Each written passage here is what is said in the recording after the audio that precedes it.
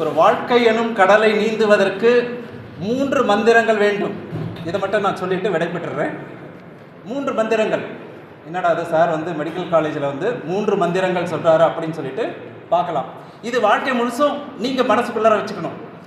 எவ்வளோ பேர் ஆசிரியர்கள் நிறைய சொல்லி தராங்க, அதெல்லாம் மனசில் போயிட்டு தான் நம்ம வந்து நாளைக்கு வந்து ஒரு பெரிய பீடியட்ரிஷியனாவோ ஒரு ஆர்த்தோபெடிஷியனாவோ வந்து வர முடியும் இல்லையா?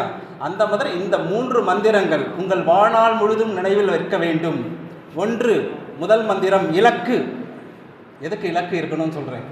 இலக்கு இருந்தால்தான் நீ போய் சேர வேண்டிய இடத்திற்கு சேர முடியும்.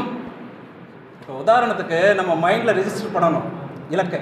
இப்போ நான் ஒரு பீடியாட்ரிஷியன் ஆக போகிறேன், அல்லது நான் ஒரு நியூராலஜிஸ்ட் ஆக போகிறேன், அல்லது கம்யூனிட்டி ஃபிசிஷியன் ஆக போகிறேன், இல்லை எபிடமியாலஜிஸ்ட் ஆக போகிறேன் அப்படின்னு சொல்லிட்டு பதிவு பண்ணினாதான் அந்த மூளை வந்து அதை எடுத்து காமிக்கும். அதற்கான சூழ்நிலைக்கு உன்னை அழைத்து செல்லும்.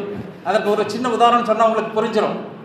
என்ன உதாரணம் அப்படின்னு கேட்டிங்கன்னா, நம்ம ஏதோ நாளைக்கு சுற்றுலா போகிறோம். சுற்றுலாவுக்கு போகும்பொழுது நிறைய அலாரம்லாம் செட் பண்ணிட்டு வைக்கிறோம். நாளைக்கு காலையில் 3 மணிக்கெலாம் எழுந்து சுற்றுலா போகணும். அலாரம்லாம் செட் பண்ணி வைக்கிறோம். அம்மா கிட்ட சொல்கிறோம், அப்பா கிட்ட சொல்கிறோம், மாமா கிட்ட சொல்கிறோம், அத்தை கிட்ட சொல்கிறோம், பெரியம்மா கிட்ட சொல்கிறோம், எல்லார்கிட்டையும் சொல்கிறோம். சொல்லிவிட்டு நம்மளுடைய அலாரத்தையும் செட் பண்ணி வச்சுட்டு இந்த நேரத்துக்கு என்ன எழுப்பணும்னு சொல்கிறோம். ஆனால் நம்மளுக்குள்ளாரே இருக்க ஒரு பயாலஜிக்கல் அலாரம் அதை அடித்து இந்த அலாரம் அடிக்கிறதுக்கு முன்னாடியே நம்மளை எழுப்பிடுது இல்லையா? அதனால் வந்து ஒரு இலக்கு நம் மனதில் பதிய வைத்து விட்டால், அந்த மந்திரத்தை பதிய வைத்து விட்டால் நீங்கள் சென்று சேரக்கூடிய இடத்திற்கு கண்டிப்பாக சேர முடியும். இதை உறுதியாக மனதில் வைத்துக் கொள்ளுங்கள். அடுத்த இலக்கு என்ன? அடுத்த மந்திரம் என்ன? முயற்சி. வான்புகழ் வள்ளுவர் என்ன சொல்லியிருக்காரு? முயற்சி திருவினையாக்கும், முயற்றின்மை இன்பை புகுத்திவிடும் அப்படின்னு சொல்றார். சார் எப்படி சார்? முயற்சி தான் வந்து செயலின், உங்களுடைய இலக்கு வச்சிருக்கீங்கல்ல அந்த செயலின் முதற்படி, முதலாக செய்யக்கூடிய வேலை, அந்த இலக்கை நோக்கி பயணிக்கக்கூடிய முதல் வேலை.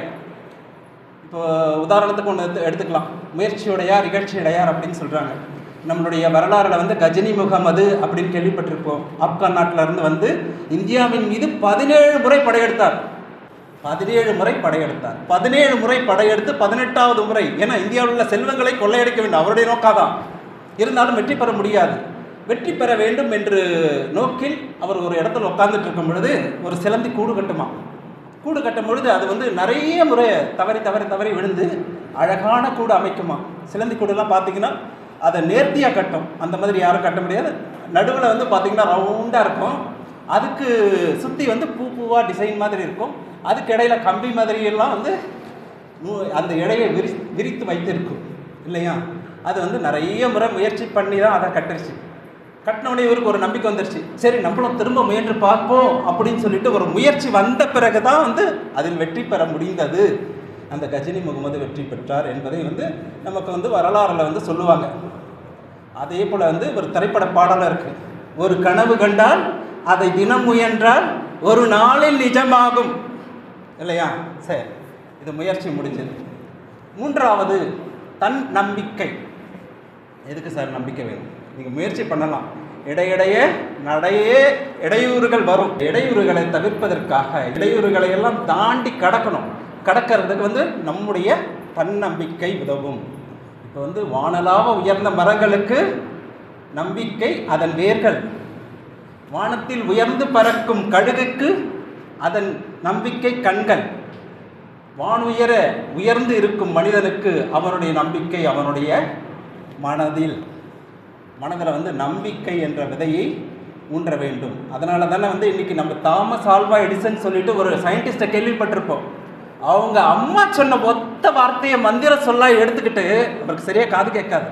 இருந்தாலும் ஆயிரக்கணக்கான விஞ்ஞான கண்டுபிடிப்புகளை இன்றைக்கி நம்ம உட்காந்துட்டு இருக்கோம் இல்லையா வெளிச்சத்தில், அதுக்கு காரணம் அந்த ஒரு அறிவியல் விஞ்ஞானியின் கண்டுபிடிப்பு, அவருடைய உழைப்பு, அவருடைய தன்னம்பிக்கை. அவரை வந்து பள்ளிக்கூடத்துலேருந்து அனுப்பிச்சிட்டாங்க. என்னால் படிக்க முடியாது, மற்ற மாணவர்கள் கூட சேர்ந்து படிக்க முடியாது, நீ வந்து அந்த அளவுக்கு பிரில்லியன்ட் கிடையாதுன்னு சொல்லிட்டு அவங்க தாய் என்ன பண்ணாங்க? ஒரே ஒரு மந்திரம் சொல்லிட்டான், மகனே நான் அனுப்பிச்சிட்டான்னு நீ கவலைப்படாத, நீ வந்து அதை விட பெரிய யூனிவர்சிட்டியிலலாம் போய் படிக்க வேண்டியது இருக்குது, அதனால தான் அவங்க கூட படிக்கிறதுக்கு தகுதி இல்லைன்னு சொல்லிட்டாங்க, அதனால் நீ படி அப்படின்னு சொல்லுவாங்க. அவங்க ஆசிரியர் பிரின்சிபல் வந்து கடிதம் கொடுத்துருப்பார், இவனுக்கு வந்து படிக்க தகுதி இல்லை இந்த கல்லூரியில் இந்த பள்ளிக்கூடத்தில் அப்படின்னு சொல்லிட்டு. அதை வந்து அவர் ரொம்ப நாள் கழித்து அவர் விஞ்ஞான கண்டுபிடிப்புகள்லாம் கண்டுபிடிச்சிட்டு எடுத்து படித்து பார்ப்பார். அப்போ அவங்களுடைய அம்மா இருக்க மாட்டாங்க, ஏதோ ஒரு ப்ரோக்ராமுக்காக போவார். இப்படி அறிவில்லாத பிள்ளையையும் ஒரு நம்பிக்கை என்ற வார்த்தையின் மூலம் அறிவூட்டிய தாய் அப்படின்னு சொல்லிட்டு அழுகிறார் அந்த நேரத்தில். அதனால் வந்து இந்த 3 மந்திரங்களும் நம்முடைய வாழ்க்கைக்கு அவசியம். 1 இலக்கு, 2வது முயற்சி, 3வது தன்னம்பிக்கை. இது இருக்கணும். அதுக்கு என்ன வேணும்? நம்மளுக்கு உடல் நலம், மனநலம். உடல் நலத்துக்கு என்னென்ன வேணும்? நல்ல நீர், நல்ல காற்று, தூய சத்தான உணவு, உறக்கம், உடற்பயிற்சி வேணும். மனசுக்கு என்ன வேணும்? ஒன்றும் வேணாங்க, நல்ல சிந்தனை, நல்ல சொல், நல்ல செயல். இதுதான் மனதிற்கு வலிமையை ஏற்படுத்தும். இதை தவிர வேறு எதுவும் வலிமை ஏற்படுத்தாது. கெட்ட பழக்கங்கள் வலிமையை ஏற்படுத்தாது. அதனால் நீங்கள் இந்த 3 மந்திரங்களையும் எப்பொழுதும் வாழ்க்கை முழுவதும் நினைவில் வைத்துக் கொள்ள வேண்டும். நன்றி, வணக்கம்.